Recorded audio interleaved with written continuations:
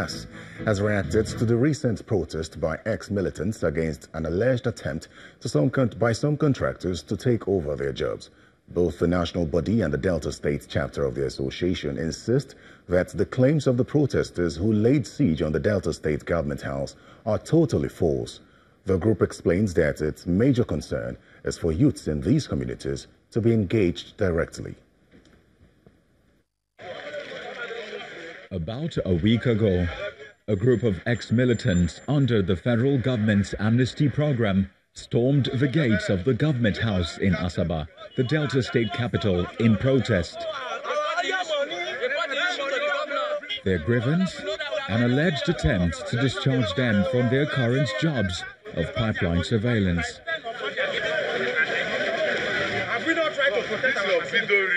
It appears their action did not go down well with the state chapter of oil-producing communities who have dissociated themselves from the protests.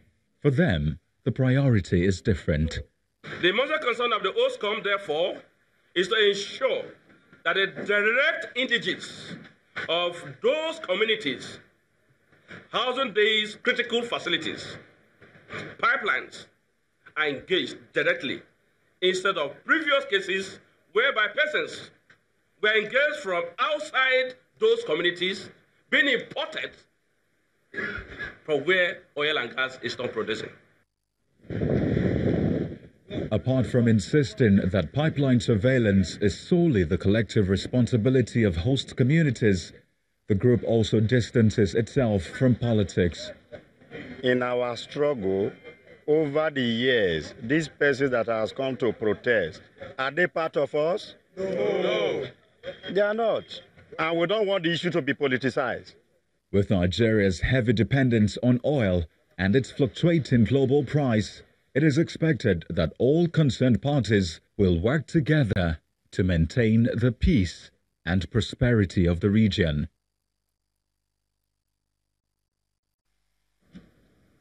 Well, that's it from Abuja. It's back to you, Ijoma.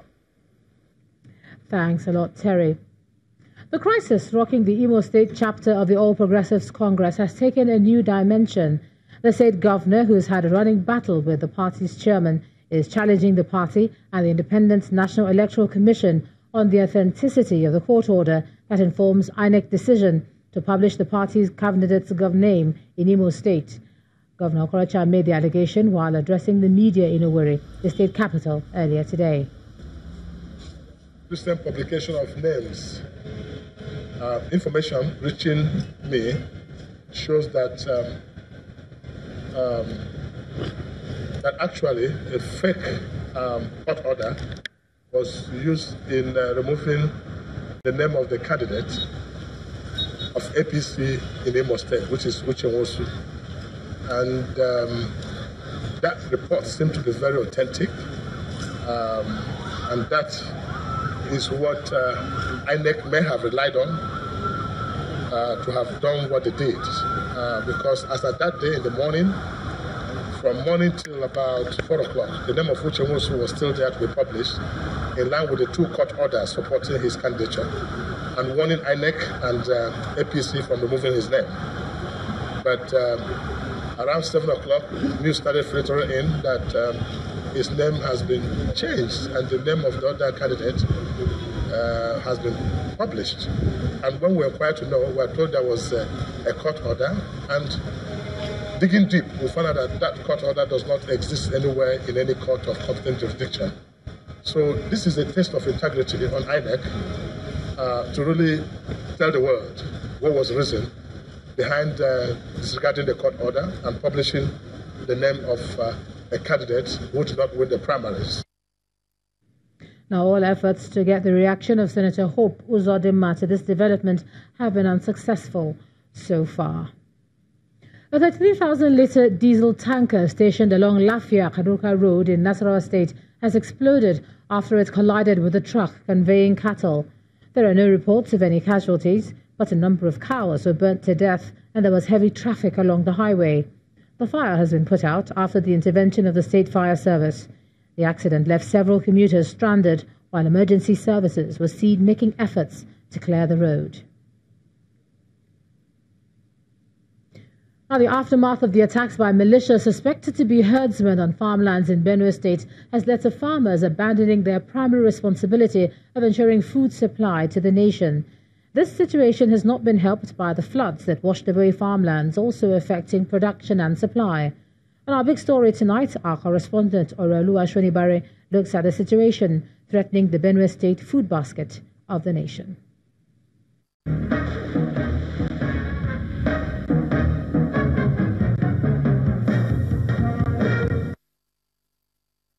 A report put out in 1985 by the Food and Agriculture Organization hailed Nigeria as the yam hub of Africa, with 18.3 million tons produced across 1.5 million hectares, which represented 73.8% of total yam production on the continent.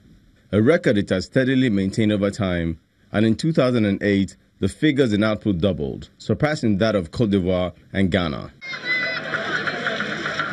Benue State in the middle belt of Nigeria is largely responsible for that feat, hence its recognition as the food basket of the nation.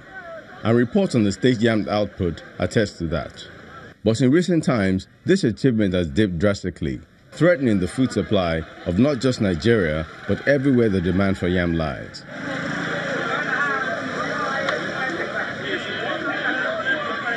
The first problem was the flood that swept through the state in 2017. This catastrophic event sacked thousands from their homes and washed away farmlands.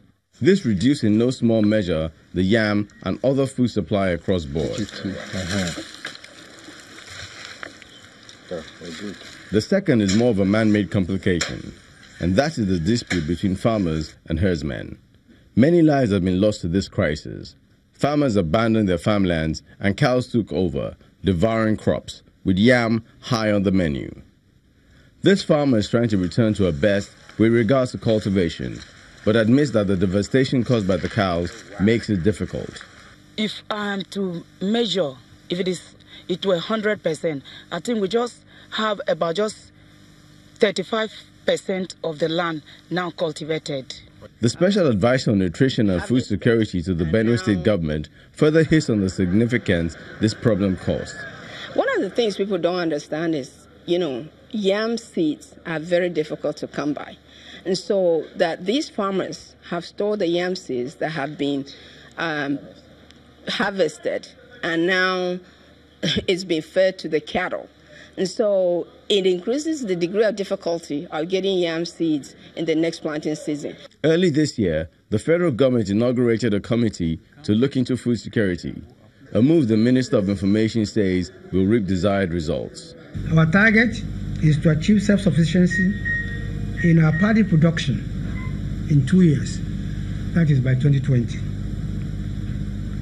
This has been made possible by the purposeful leadership of President Buhari, who has consistently said that this nation must produce what it consumes. If this plan is indeed going to work, issues such as infrastructure, storage, security challenges, to mention a few, need to be resolved. Because the uncomfortable truth is if they are not, then the basket that feeds the nation will become empty. And when that happens, well, the hope is that it doesn't.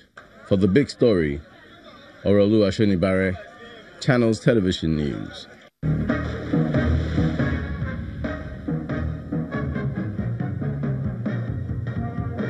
Lagos State has emerged tops at the 5th edition of the Lafarge Africa National Literacy Competition. At the finals of the competition and award ceremony, the keynote speaker, Nobel laureate Professor Wole Soyinka, expressed gladness that disadvantaged states made it to the finals. Lafarge Africa, the building materials giant, however, says this initiative is its contribution to the education sector. Top officials of Lafarge Africa plc, Nobel laureate Professor Wole Soyinka, partners as well as public primary school children across Nigeria gather at the Civic Center in Lagos. You have only 1 minute to answer each question. It's the finals of the Lafarge Africa National Literacy Competition. The keynote speaker, Professor Soyinka, is impressed that some of the finalists are from some of the educationally challenged states. These are at the forefront of the literacy struggle because they confront one of the most determined, execrable enemies of reading, of literacy, of enlightenment that we've ever experienced in this nation. The battle not only is not lost, but will be won. From a pool of 3,912 public primary school students aged 9 to 13, 12 of them drawn from Lagos, Ebonyi, Nasarawa, Rivers, Kano and Gombe states are ready to slug it out. Laceration. Laceration. Laceration. Correct. Lagos emerges first, represented by the duo of Kehinde Lawal and Ayomikun Idowu. I was very impressed, and I would very much want to encourage Lafarge in what they're doing, and the Federal Ministry of Education will give them all the necessary support they need to make sure that the trust is maintained and that the best is gotten out of our children in the secondary schools. Thank you. For Lafarge Africa, this initiative is in line with its sustainability strategy, which goes beyond the company's business activities. Not only at Lafarge Africa and also at Lafarge Wholesome Group, is that we do really ensure that we work within the people and the communities. Now, under that pillar, because we have four, the fourth one is the people and communities. Under that pillar is where education sits, and we have deliberately decided to focus on the foundation aspect of it. As the winners go home with their prizes, Lafarge Africa is already making moves to set the 6th edition of the National Literacy Competition in motion, a part of its response to bridging the gaps in Nigeria's literacy levels. From education, let's take a look at business news, and here's Kayode Okikiolu.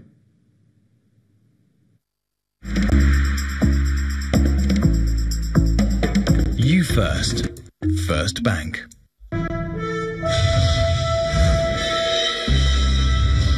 Thank you, Joma, and you're welcome to Business News.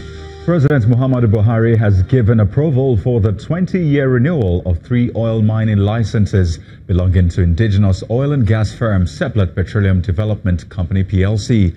The president's consent comes after Seplat paid a full renewal bonus of $25.9 million, which is about 9.41 billion naira for OML 4, 38 and 41 for a new expiry date of October the 31st, 2038. The company hints that it is now working with the Department of Petroleum Resources to obtain the updated title deeds in connection with the renewal. Seplat is a major oil and gas company listed on both the Nigerian Stock Exchange and the London Stock Exchange. Well, traders at the international oil market say a surplus of December loading cargoes has largely cleared thanks to a number of tenders, but there is still no sign of any January schedules. Traders say less than 20 cargoes of Nigerian crude were still available, while January loading program are expected to start emerging on Friday.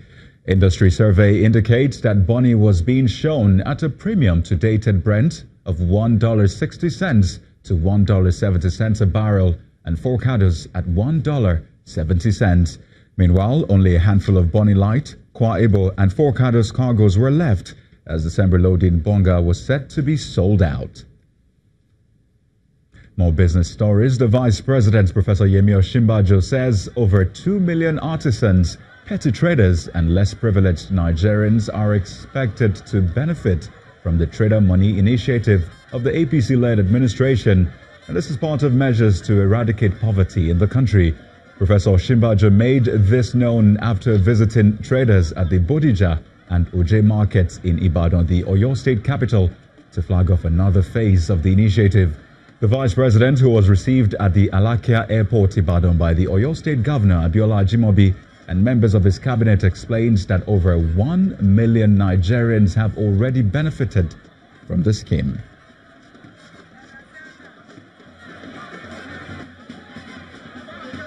And moving on, the downward trend continued for a third session this week at the domestic stock market, as sell pressure remains the central focus on the mind of short-term investors.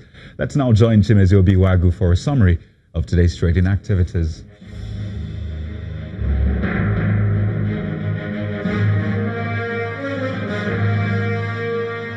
Hello and welcome. Thank you for joining us on Stock Market Report.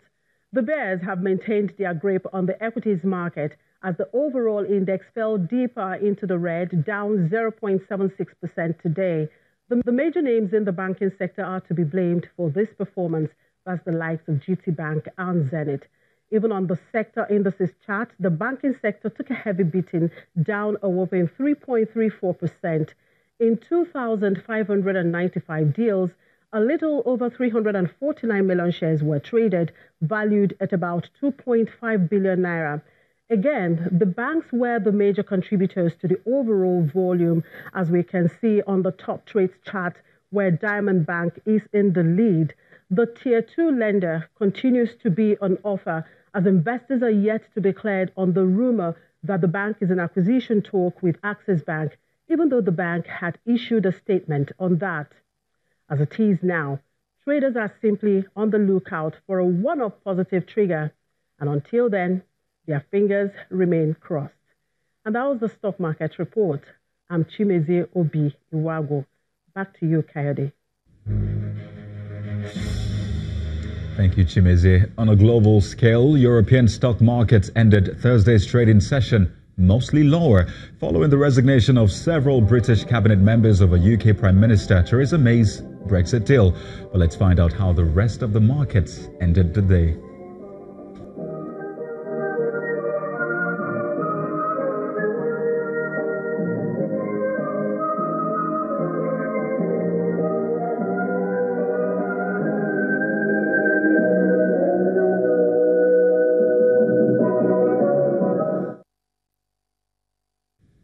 And that's business news for tonight. Thank you for watching. I am Kayode Okikiolu. The news at 10 continues with Ijeoma.